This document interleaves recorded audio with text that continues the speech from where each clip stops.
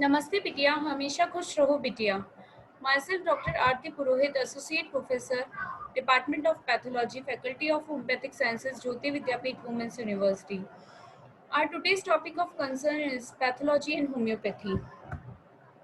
Hahnemann, the father of homeopathy, lived in an age when the science of pathology was still in a primitive stage. It was since about 2 decades after the death of Hahnemann that the science of pathology started to progress by various scientists. Today, we find pathology with fact and daily enriching itself with new ones.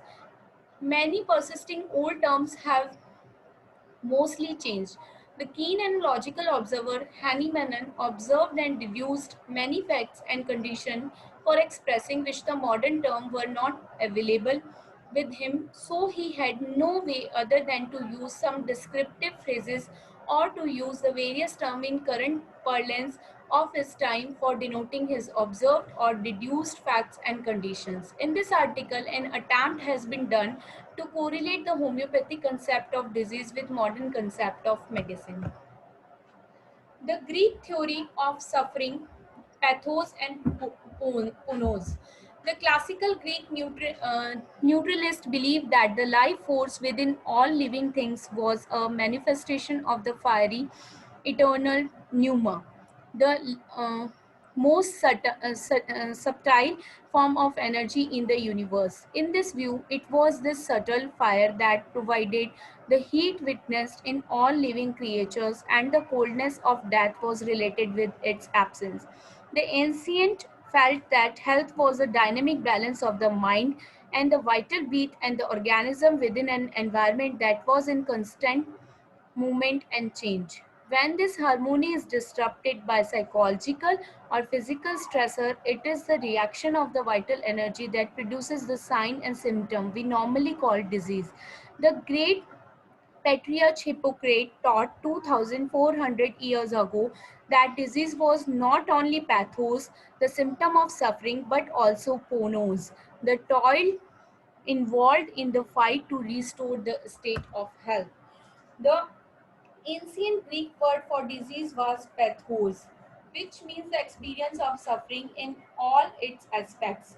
The theory of pathos is not limited only to the cellular tissue changes, as it also includes the pathogens, cause of disease, the pathology, entire disease process, and the ponos, the constitutional fight to recover. Thus, is Greek theory of disease, pathos is a manifestation of three factors. First of all, involves a pathogen, the negative dynamic influence which disrupt the state of health. The pathogen may be a disturbing physical, environmental, or psychological influence that affect any of the three level of being.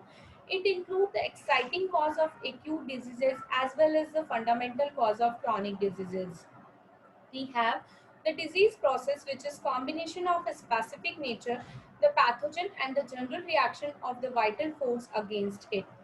This includes the progression of a disease, though its natural states and cycles. It is normally called pathology, which includes sign and symptoms. Thirdly, a disease includes ponos, the Greek word for toil. This is a strain that the pathological process places on the constitution and its energy reserve as it fight to restore the state of health.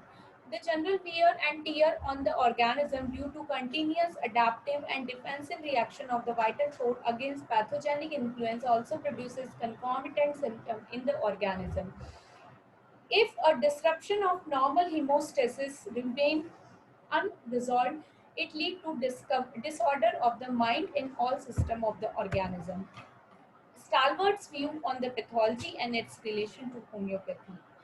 H.A. Robert further conclude that it is to be remembered that Hahnemann never slighted any symptom of a case in making a prescription.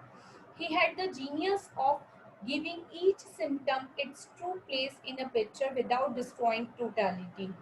While it is inconceivable that Hahnemann ever did keynote prescribing, it is also beyond our knowledge of Hahnemann's thought mind that he eliminated the chief complaint in building up the symptom image.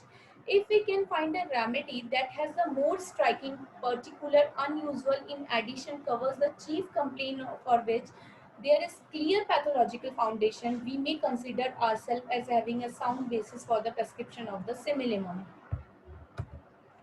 Richard Hughes, who dominated homeopathy in England, was practicing on pathological approach and accepted all the principal tent of Hahnemann and says that the similarity which he will seek to establish between the drug reaction and disease would be the main pathological. E. A. Farrington in his book says his physician having time when unable to fit the totality had chosen the remedy that suit those characteristics upon the entire disease seems to depend. In this manner, we have to learn to employ chalcedonium for many diseases when a congestion of the lower bowel with piles is obtained. Functional changes preceded pathological structural tissue changes in the human organism. If we do not tackle the problem in functional stage, we have to face with structural disorder when patient would not recollect individualizing characteristic symptoms. For many such complaint like ulcer, hernia, and patient will go to take help other system of medicine. At this stage, the pathological approach could be used. This is my reference. I hope you enjoyed this session. If any query, please mention it in comment box. Thank you.